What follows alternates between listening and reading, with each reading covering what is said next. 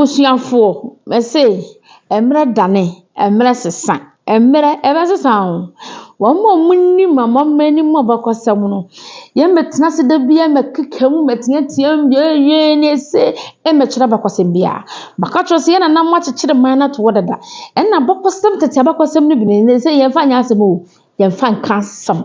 De wo ye de trend de ye hunu. De ahenye ne ekosie no ne ye fa bi ye de atwa bi ne de akasem na wo so wakasa pia wo ewo ho. Enye kasa enye bibia. Mesi ye tena krom ya ma wo hene ba ko tena se. Enya ne mpso aka ho emommienu tina sese omo de asante ntetimu ebeba ebro ne asante ye betetim ebeye sei yenya brofo yenya asantefo enye ye dia eyede ne ne dia mempre ma ne nyesei emma sa wo hini weti ginan emma ne bedane confusion creativity work ese pa ewo media no so enye obehwa akra keto bi fa fu sinani mu a enye ne se nkonko a na wo ye bru ne ne asante mawura na ehunu amane na omo de nesuo no masopa na ebufo so ne beba ne ye kansem ni kwase ye ka ne ye kansem twetwere ne ye bodine ni kwase ye bo enam wo hene pa ba ko pe we o e ka bakosem ese no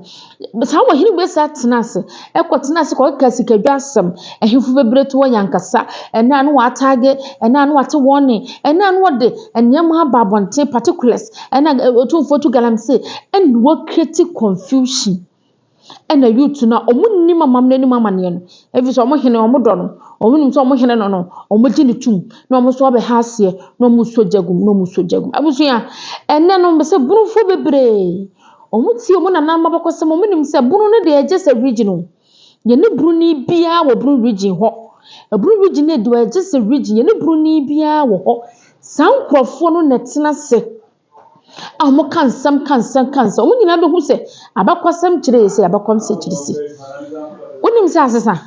ane yenua no brufo ni bi ahase eyusu asante jesi no mani abro papa won the name so mo kasetia se da bi omo ntiase na yenua no brufo de mo ebro ye be no mo mbro omo bakosem no mo memre no mo hunu yenua no mo ebro e no mo yesu e na hwa yo e na die eti ohu santini pa wodi ye na ase tokotoka hene wakasa ma santeman a watwi nani ade ama aja santeman da ebi nsida ohu se asantini pa waje adwuma eno ne ka cho sa bakosem eya bakosem what is written it has written. It will never change and it will never come back. Ade yako kira poposa asili anono. Wo ye de kura wontimi nya no hwe e ma ne nya ye. Eno ne da bia ye ka kira mo. Etimi enya me hwanwa. Me se mo hene na modi na che enche mo te wa pagya ne kukuru nkaka ba manhia. Se ne wura ne asante ma wura. Ebe sa na mo nyina ma ye third person. Eno ne bom kokko ka kira mo. Se enya munsua de mfiri mu enya munsua bibi mfiri mu enya munye nyema papa bi mfiri mu enya asem de o de nyina ye baako ba kan hu se eya region ena de chichemu aba eya region ena ama wo yakodi ha betu ti wo bokosem ti wo chia wo hu se wo firi ha ya ka kyerem ha ensese no bebre edada wom ho enkraze katachi be mani monyamfo he waye na dwuma pa waye media no so de no waye adwuma pa ena no aka do ma hena asem kakra no aka sante hena asem kakra enkwanza ma hena no aka na asem kakra na me yakoda sori ya wa hya sante majesty ena ode ato the status en wo obo no ho nsam nane so what is erase eno chese nkofo antiasie mumunu yakum nkofo akoma yomo yemo maba mo tia won the name say boyi ni monyamfo yi akohya asante fra yen na munim se mra na ebesesa munim se do ni nani da ho bia wonim se ntokwa bia wo ko ne ntokwa papa bia won so manu tua se nsem ne niema bi ni niema bia mo papa ni bi ho a emfa so bia ni sunti esa mo twem ho munim kura munim ho abusuya wo de enkotie Yen nuanom burufo no mu su no se eburufo ni bi ahya santeman flag ahya santeman tade ehase eka na se tu kotokohene ne dwuma pa ne ne mapa woye eno okopie mu Canada yi okọ Poland yi ode ne nyam kwohwe ball yi eno omo keka bie no so omo nte ase enko mo do mu nima bakasem no masale omani ahwese ego yenko tie bi ma hu se de abunufo ni bi esi achimi no wahu abunufo ni bi se de o ma si achimi no yesterday asante ne bunu issue ba ya asante for de metwitwifo ma yeso de say no enough is enough mo kan bi chebe kan bi a kire mo na me hu say abunufo no todo na achimi too much eni tia ye bunu man ntimi nye ye no eni tia ye be na nka bunu man nka eso papa nka bunu nye kuro ketwa aye wo se nka obi kura tim de enim ye fom nka obi kura nka ye ne kura nka Ghana kura nka se obi kura suro ye so jimi ne doson yesterday asante ne bunu issue na ma hu yesterday ye mi hu asante ni a so ye blogger o so fight ya ma asante a wa ten na chi behu na wa ten me de me fa asende ntimi ne abono fa aka ye wan hu bida da bia behu bunu ni na wa sa camera ye de ye mpe ye hu asem na asante fo ni di ahemfo atem o na asante fo ni di atero be ye de ye mpe ye hu asem ye de abono fo de ye pa asem die ntimi de me de jimisa hey mbacho dede na mo ye no abono fo bloggers no pese o mo ko join ni asante ma mo nko we kura ni kwansem muso so mo nko na jimi ne se jimi ne do so wo ho no firi mpanyimfo so ekosi nkura so wo bunu manim duduo na jimi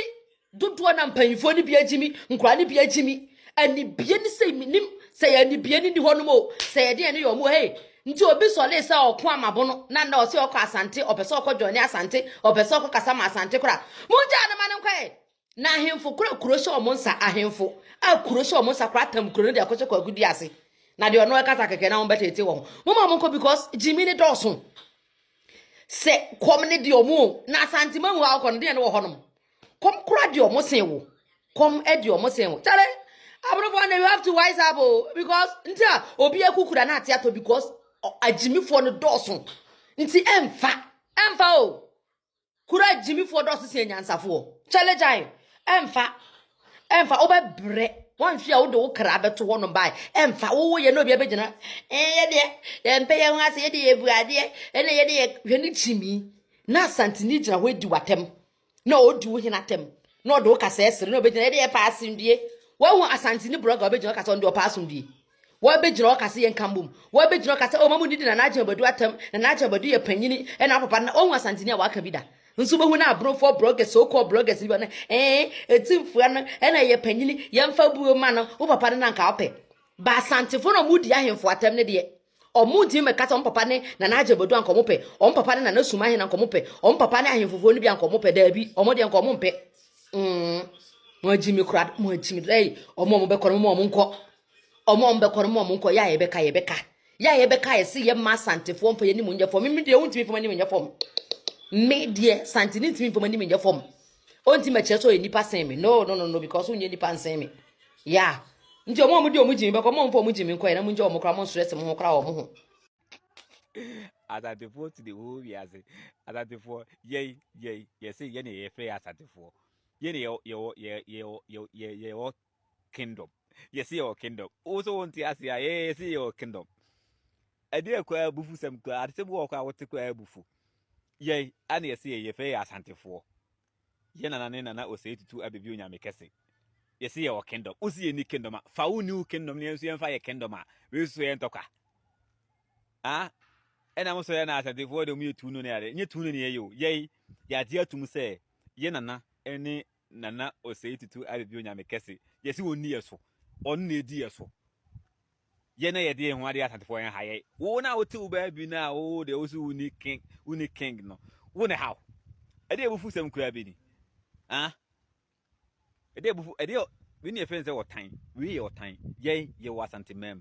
ye se ye nana ne nana o se tutu abibio nya mekese yes, ye only near so. Ye no. Ye only be ye ni count. Would baby say there's no king in Ghana? Ye see or king. Say Ghana no, ye divided into two. Your Gold Coast and a Kumasi and a Cambo and Ghana. Kumasi plus Gold Coast equal to Ghana. Ye see any Kumasi and I can Gold Coast for Ghana. Ye see ye nana. na osei tutu abebi onyame kese one king inti Ashanti kingdom. Also, there's no king in Ghana. For Ghana, Gold Coast kakrana kanu muka Gold Coast. For mufa Gold Coast ni so e kumase. Ni munya se mo high adweno. Abufu sem kura be ni.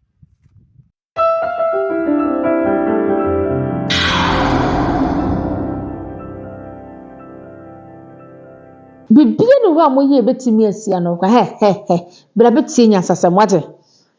sisafiri wa kwan ho sisafiri wo niema bia wo ye ho ye ka kire se ne wo ye no emfamfa so pa bia ma sa wo hene na wajejem na wo tete mu na eye abrofo ene ye abrofo busa so ye bunu ni wo busa ho sa wo hene na ye abrofo ye abrofo ye no ye abrofo no be pa cho busa so ye bunu ni obi ofura kwamu wo ye bunu ni wo ho abetena se etiti abronya santimu eto mre bi no asantini hu ni yonko bruni a na ne bu ofuse ya eto bi no bruni hu asantini a na ne bu ofuse ya media no so atemdedie ensem ne kwase ye ka empapamu entitimu ena nyame nuane ena me kurom ne ye mfra asante ye hwane firi ho wachechere ha ye ni mamba kwasem ni ye kansem a enim na kobi meta social media ma na gina ho se brekum ye na chichiri brekum na brekum him ha ona de asante odi brekum akwanya aka asante eni ma hunu saa what in the name say and simply ye mpanifo bi atena sia keka yasese false histories bi ayakeka e de akyekyere nti adwene se ono wo boa ye ba wonim so ono nko an selfish interest nti no wo yesa wonyini se the selfish interest eti na wo build so ade ne so person otete asante ne buruntam na na bia meka se sabunu no kura no so bia ka se won soma sante ma wura biem aburu rigi nyina ka so mo bia nkwa sante ma wura biem a no mo nyina ka mo hubo mabusa sa hene na wo ko no ye beyi ni se wana anu ana busa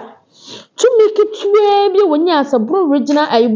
regional president house of chief no hwe enu mempre me yo ma hene mempre da ma hene me keta bi o bueno na busa sai ya kase de ahene nyina be chenase brekum nyina ayi aburu nyina ka bom se omu nyina yi wo hene ba kwa mo no so ya buru hene busa se mukrom hene no wono ya de be mana na omu nyina be giatum suma hene no wone ne ko no ka so mfene kunya nkwa do maso de be ko wo ka so do mfene kunya nkwa sha so de be ko sunya no fa nkwa wo de be ko enu ne wo se mutie ho asam na mu yusu mu platform e de kanyansa sam de mukrom hene ye na mu promote no na munyai na han na ti munim wonim se waye adwuma no wonim se ne wura ani asante hene wonim se ye kaso wo hene kase bu wo Ghana ha na wiase manyina agina tum se wo hene kase wiase nyina ya gine tum ya bu emu ase de man se wo hene pa wo hene ya gina tum wo hene yensi ni fom wo hene babi bu ne dia na ya bu emu ase wo hene wo ma hene aye fa hene kuta aye asante hene pe yana na ase tutu koto hina otoso mienu ono pe ahinya ka nyina hyene na ase ahinya ka bia hyene na ase eti se nipa na da sorry na no feel se wa sha sante atade no de begina sa sante atade ni meye sante ni a we problem be no problem ben eti mo pasa mo kwa mo fansu anyansa na ya sante fo no mo nwene mo ho omo promote sum ye wura mo bro wo mama ye wura hinie na sa kwa akira because so many agye so mo wura wo hene kase e bi sa sante ma wura ene ye so mo eti sa mo boa na mo kan na boa mo na ekọ mo fansua ade mo mama ne mama ne no mo fansua ade na obi so nya mo de amo ka na mo nya we ye bunini ye han ye bunini we nya asante nya kinya da me de mo nkeka na se wura bufu no ote na sante man efri Ghana ho a misu krom hene no wo baji baabi obetena edi ne hene no ehwa na mo so kro na wote so no enye ne dia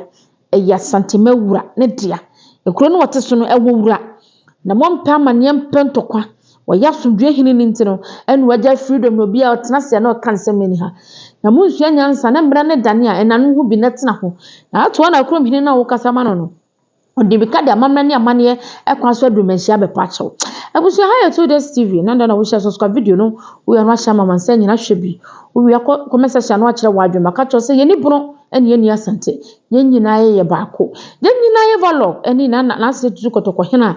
wɔte krawe ne bawe nwoma so etintitimu o empapamu o ye nye ntum eno bi da sɔre no ɔse ewura no bruni bi da sɔre no ɔse me wura no Asante ni da sɔre no ɔse me wura no na hu sampa wagye na tum se ne wura no na akɔsoro ba fam kra ye wura no obie ni ho asase so ayeti obie ni ho betimi de na henie ato ase fam da se wo bo na henie ato agu anaso beteke enya adwuma anam de Asante ni mbɛyɛ fam enya ye basa ni mguase hwɛ hene bi ye ene wadadam eno na wose musua de se Asante ayoman Asante ede no ho subscribe video no wia no ahye na ache wadwe e comment section abotere ane asomdue kwanso oda che hima himam ka che himam fefa Asante ma de hye bron fote hye na me na meje wakode ya meto so mensa menu be hye da bia e wo 2 days subscribe na me ka che se leader ni se bute kwasal bute school junction ni dia nema efe na ne bo so eda fom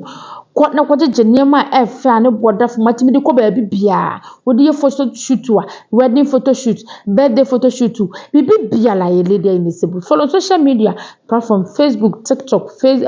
Instagram there leader in Sebu boutique o wasar bo school junction before so bi do binim sambodon obo ho bagaya ko na kwaje de me no be sheda bia